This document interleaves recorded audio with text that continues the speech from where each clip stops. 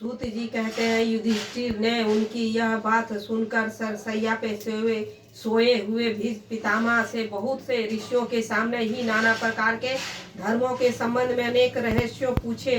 तब तत्ववेत्ता भीष्म पितामह ने वर्ण और आश्रम के अनुसार पुरुषों के स्वाभाविक धर्म और वैराग तथा राग के कारण विभिन्न रूप से बतलाते हुए निवृत्ति और प्रवृत्ति रूप द्विविध धर्म, दान धर्म, राज धर्म, मोक्ष धर्म, स्त्री धर्म और भागवत धर्म, इन सब का अलग अलग संक्षेप और विस्तार से वर्णन किया।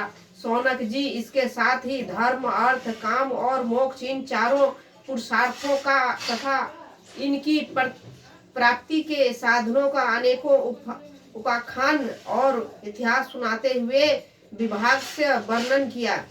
भीष्म पितामह इस प्रकार धर्म का प्रवचन कर ही रहे थे कि वह उत्तरायण का समय आ पहुंचा, जिसे मृत्यु को अपने अधीन रखने वाले भागवत परायण योगी लोग चाहा करते हैं। उस समय हजारों रथियों के नेता भीष्म पितामह ने वाणी का संयम करके मन को सब ओर से हटाकर अपने सामने स्थित आदि पुरुष भगवान श्री कृष्ण में लगा दिया।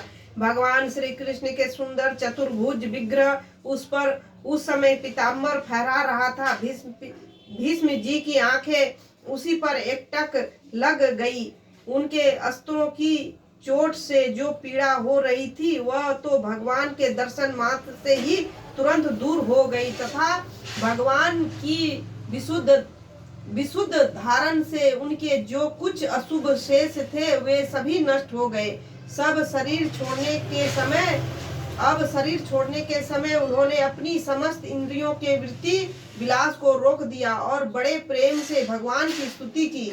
भीष्म जी ने कहा, अब मृत्यु के समय मैं अपनी यह बुद्धि जो अनेक प्रकार के साधनों का अनुष्ठान करने से अत्यंत शुद्ध और कामना रहित हो गई है, यदुवंश रोमणी अनंत भगवान श्री कृष्ण के चरणों में समर्पित करता हूँ, जो सदा सर्वदा अपने आनंदमय स्वरूप में स्थित रहते हुए भी कभी विहार करने की, लीला करने की इच्छा से प्राकृतिक को स्वीकार कर लेते हैं, जिससे यह सृष्टि परंपरा चलती है, जिसका शरीर त्रिभुवन सुंदर एवं श्याम तामल के समान सांवला है, जिस पर सूर्य रश्मियों के समान श्रेष्ठ पीताम्बर लहराता है और कमल दृश्य मुख पर घुंघरेली अलके लटकती रहती है। उन अर्जुन सखा श्री कृष्ण में मेरी निष्कपट प्रीति हो। मुझे युद्ध के समय की उनकी वह विलक्षण छवि याद आती है, जिस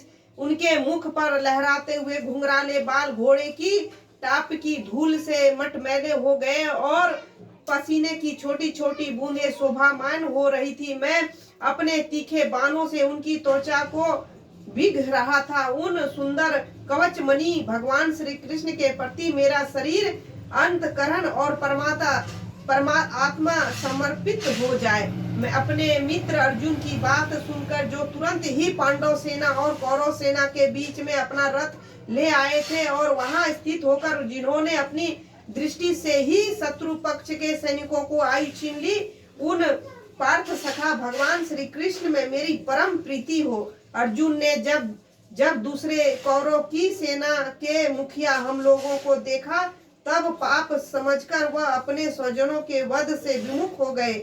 उस समय जिन्होंने गीता के रूप में आत्मविद्या का उपदेश करके उनके सामयिक अज्ञान का नाश कर दिया, उन परम पुरुष भगवान श्री कृष्ण के चरणों में प्रीति बनी रहे।